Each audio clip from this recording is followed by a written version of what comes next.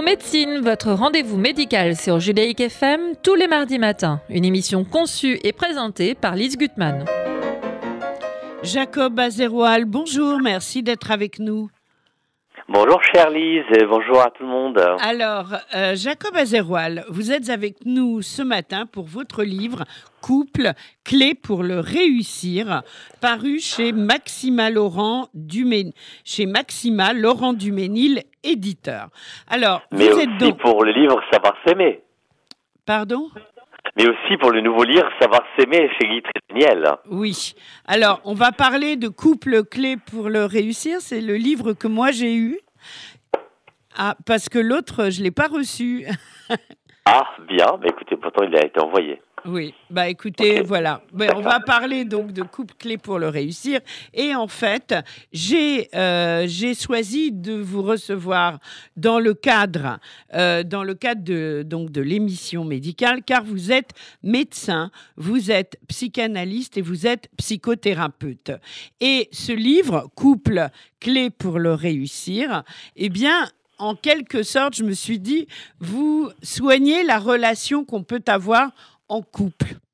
Et c'est important parce que ce n'est pas toujours simple. Quelqu'un m'a dit récemment, enfin, dans une des mairies de Paris, qu'un couple sur deux qui s'y mariait divorçait. Et en fait, votre livre tente de réunir justement les personnes et d'éviter un peu cela quelque part. Est-ce que j'ai compris ? J'ose espérer que votre cher ami se trompe dans les statistiques. En fait, on est à un mariage sur 3 qui finit par un divorce. Donc, effectivement, c'est juste à énorme. Paris, c'est plus. Hein. À Paris, c'est plus. C'est juste énorme parce que ce qu'on ne saisit pas, c'est qu'un divorce, c'est pas uniquement deux personnes qui souffrent, c'est aussi des enfants au milieu qui souffrent. C'est aussi toute la contamination autour, parce que les gens autour, quand ils voient des gens divorcés, il y a une sorte, malheureusement, d'émulation négative. Je vous apprends rien, il y a des phénomènes comme ça où il y a une sorte de contamination. C'est-à-dire de même que quand on voit des gens se réconcilier, on se dit si eux se sont réconciliés, eux qui étaient en crise, pourquoi pas nous. De même, malheureusement, quand on voit des gens qui s'aiment ou qui se sont aimés et qui avaient tout pour réussir, tout pour être heureux et qui se divorcent, finalement, ils disent alors si eux divorcent, pourquoi pas nous aussi. Donc il y a une sorte de contamination et positive et négative. Donc bien sûr que, entre guillemets, je dirais pas le mot soigner, j'essaie d'accompagner des patients qui, dans 70% des cas, les gens ils s'aiment, c'est ça qui est le plus malheureux, et la raison qui m'a amené aussi à écrire ce nouveau livre qui s'appelle Savoir aimer ou Savoir s'aimer, parce que malheureusement dans un couple, comme me l'a fait remarquer une de mes patientes, mais dans un couple il y a 3 personnes, il y a l'homme, la femme et la relation. La relation c'est comme une personne de laquelle on doit s'occuper, mais le problème il est que très souvent les gens s'occupent de la relation dont il faut aussi s'occuper, mais oublient de recentrer aussi le travail sur soi-même. Sur soi-même, ça veut dire, avant de savoir qu'est-ce qui se passe dans la relation à l'autre, est-ce que moi j'ai fait le travail nécessaire pour faire mon ménage dans moi et de comprendre est-ce que ma souffrance, parce que des fois vous voyez des hommes ou des femmes qui souffrent mais qui transposent leur souffrance sur la relation à l'autre, alors qu'en réalité peut-être qu'en partie au moins et parfois en grande partie la souffrance elle vient de la personne elle-même, de son propre passé, du ménage qu'elle n'a pas encore fait. Alors qu'est-ce que vous appelez Alors, docteur Azeroual, oui. Qu'est-ce que vous appelez le ménage qu'elle n'a pas encore fait ? Parce que malheureusement, il y a des failles desquelles on ne se rend compte que dans la relation à l'autre. Une personne qui vivrait dans une île, ça pourrait être peut-être confortable, mais elle ne prendra jamais conscience ni de ses qualités, ni de ses défauts. Parce que pour prendre conscience de nos failles, c'est dans la relation à l'autre que nos failles apparaissent. Or, le problème, il est de ces failles-là, ou bien je culpabilise l'autre et je fais endosser à l'autre toutes ces failles, alors qu'en réalité, peut-être que c'est à moi de colmater ces brèches. Le problème, il est que normalement, spontanément, on doit faire ce travail. Pardonnez-moi de revenir à mon nouveau livre qui s'appelle Savoir s'aimer, S' entre parenthèses, parce que pour savoir aimer, il faut d'abord savoir s'aimer.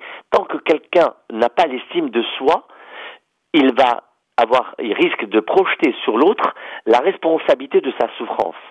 Idem, pour pouvoir aimer l'autre, il faut d'abord avoir une estime personnelle. Sinon, par exemple, au minimum, on va être dans le besoin. Et quand on est dans le besoin, il y a une attente, et quand il y a une attente, il y a une sorte d'agressivité.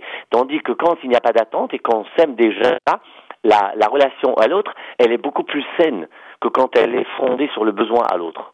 Alors, pourquoi cet intérêt de votre part pour les relations de couple, que vous évoquez également dans votre dernier livre? Pourquoi cet intérêt? Je me suis demandé.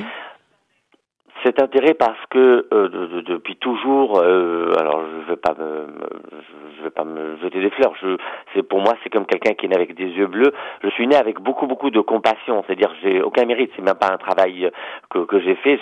J'ai toujours été ce qu'on peut appeler entre guillemets un gentil. Voilà. Donc, j'ai toujours de la compassion. Mais c'est vrai pour mes camarades. Quand il y avait des camarades qui n'allaient pas bien, je prenais le temps d'écouter. Quand il y avait des problèmes garçons-filles en classe, je réunissais les garçons. C'est les filles pour savoir comment est-ce qu'on pouvait trouver une solution, etc. Donc je me suis entre guillemets toujours mêlé de ce qui me regardait pas. Je vois quelqu'un pleurer dans la rue, je suis capable d'aborder pour savoir est-ce que tout va bien, etc., etc. Donc j'ai toujours eu cette compassion. Maintenant, ce qui m'a sidéré, c'est quand on voit effectivement autant de souffrance et surtout, et là pour le coup, ce n'est pas de la modestie de ma part, je considère que je suis ce qu'on peut appeler un petit psy, je suis loin d'être un professeur de je ne sais pas quoi, et pourtant malheureusement, les résultats sont là, c'est-à-dire que sur je ne sais plus combien d'années, sauf ces 2 dernières années où effectivement il y a une sorte d'épidémie qui s'est accélérée, mais merci mon Dieu, beaucoup de couples ont été sauvés, non pas parce que je suis quelqu'un d'exceptionnel, mais tout simplement que parce que parfois, pour moi, pardonnez-moi l'expérience, alors vous en tant que femme peut-être vous allez pas apprécier, mais je sais que moi par exemple en tant que garçon, je ne savais pas cuisiner, j'ai toujours pensé que c'était quelque chose de waouh, de phénoménal, mais et moi je suis par exemple passionné des pâtes, j'adore les pâtes, donc que j'ai toujours pensé que c'était très compliqué. Lorsque je me suis dit tiens, je vais essayer moi-même de préparer des pâtes, quand j'étais étudiant, j'ai réalisé que c'était d'une simplicité mais infantile, mais à la condition juste en fait de savoir comment, c'est le truc quoi, c'est-à-dire comment faire pour ne pas que ça colle, pour que ce soit bon, etc. Aussi ridicule que cela puisse être, je vous assure que la relation à l'autre, mais la relation à soi aussi, elle est aussi simple que cela. Moi, je compare ça à des épices. Je dis toujours, les épices, c'est une petite quantité par rapport au plat, mais pourtant, ça change complètement le goût. En fait, il y a de petits conseils, de rien du tout, des conseils élémentaires, mais qui peuvent révolutionner la relation. Oui. Alors, c'est ce qu'on trouve dans vos livres. Là, on a un chiffre qui vient de tomber sur notre écran. C'est ce que je vous disais. Paris et grandes villes, c'est un divorce sur 2, et dans les petites villes, un divorce sur 3. Donc, quelque part, ce que vous faites, c'est une forme de réparation. Mais plus que, en fait, mais c'est ça en fait qu'on doit, pardonnez-moi, comprendre, c'est que en réalité, on croit que quand on répare un couple, on n'a fait que réparer un couple. C'est pas uniquement réparer un couple. D'abord, on a donné un langage d'espoir aux enfants quand il y en a, de leur expliquer qu'en fait, échec, ce n'est pas échec et mat. Ça veut dire que c'est réparable. Donc déjà, c'est quelque chose qui est phénoménal de comprendre cette idée. Pourquoi ? Parce qu'on est en plein dans la modernité. Un des problèmes, c'est la société de consommation. Un ordinateur tombe en panne, on le remplace. Un frigidaire tombe en panne, on le remplace. Cette notion, malheureusement, de consommation, on ne répare plus, on remplace. Et oui. Même dans la relation, on fait ça. Maintenant, en fait, quand on répare la crise ou la relation à l'autre dans un couple, on se grandit. C'est pas uniquement on a sauvé un couple, c'est la personne elle-même grandit. Parce que pour moi, je pars du principe que toute la vie, c'est une suite de scènes où on vous demande, vas-y, montre-moi comment tu vas gérer. Et en fait, un peu comme le petit Mario, quand dans je sais plus quel jeu c'était pour enfants, quand il réussissait un obstacle, il grossissait, il grandissait en fait. Oui, c'est la même chose. C'est exactement la même chose. C'est-à-dire que quand on échoue, on sera petit, on devient plus petit en tout cas, ou quand on réussit, quand on sublime une difficulté, quand on la déplace, on devient plus grand. Et en fait, au-delà de réparer un couple, on devient plus grand et on se valide en quelque sorte. Bien sûr. Alors, vous avez un site, c'est www.jacobazeroual.com en un seul mot, dans lequel on retrouve vos livres, la description des livres, évidemment, et où les trouver. Donc, merci beaucoup, Dr Jacob Azeroual, d'avoir été avec nous ce matin. Alors, Lise, je voudrais voudrais juste un petit clin d'œil parce que Serge à la technique, quand je lui ai dit merci, il m'a dit ça fait plaisir, on ne le dit pas souvent. Je voudrais juste dire...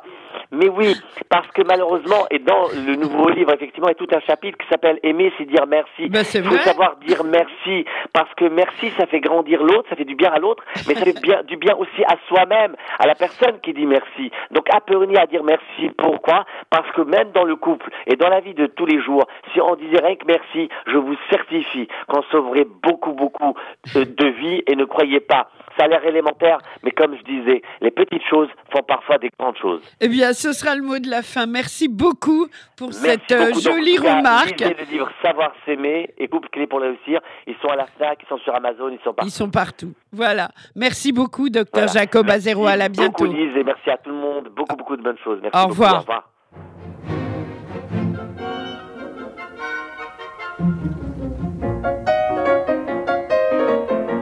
Info Médecine, votre rendez-vous médical sur Judaïque FM tous les mardis matins. Une émission conçue et présentée par Lise Gutmann.